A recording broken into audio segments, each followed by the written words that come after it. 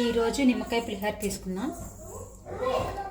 దీనికోసం 3 స్పూన్ల ఆయిల్ వేసుకుంటున్నాను. ఇప్పుడు తాలింపు వేసుకుందాం. పోపు వేసుకున్నాము. ఆవాలు, జీలకర్ర,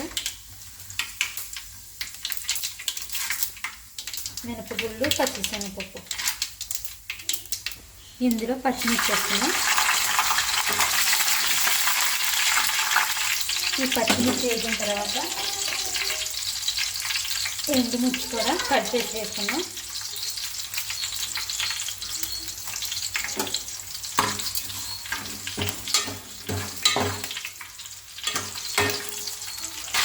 ఇందులో కరివేపాకు వేసేసుకున్నాము. పొయ్యి ఆఫ్ చేసుకుని స్టవ్ ఆఫ్ చేసుకుని పసుపు కూడా వేసేసుకుంటున్నాను.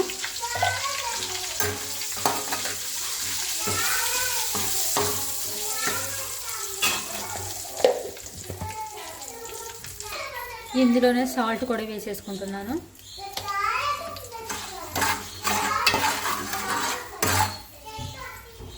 ఈ పోపుని కిందకు దించేద్దాము. ఇందులో ఇప్పుడు చల్లారి పెట్టుకుని అన్నాన్ని వేసేద్దాము. ఈ అన్నం మొత్తాన్ని ఇలా వేసేసుకున్న తర్వాత మిక్స్ చేసుకుందాం.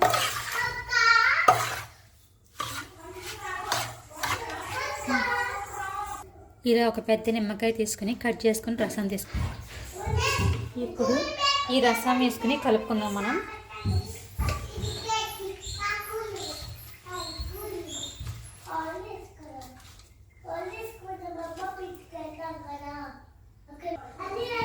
ఇందులో కొంచెం ఉప్పు చాలదు, ఉప్పు కూడా వేసేసుకుందాం కొంచెం.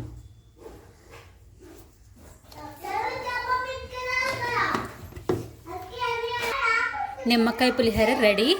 నేను పొద్దున మిగిలిన అన్నంతో నిమ్మకాయ పులిహోర చేశాను. మీరు వేడి అన్నంతో కూడా చల్లారి పెట్టుకుని అన్నంని పులిహోర చేసుకోవచ్చు.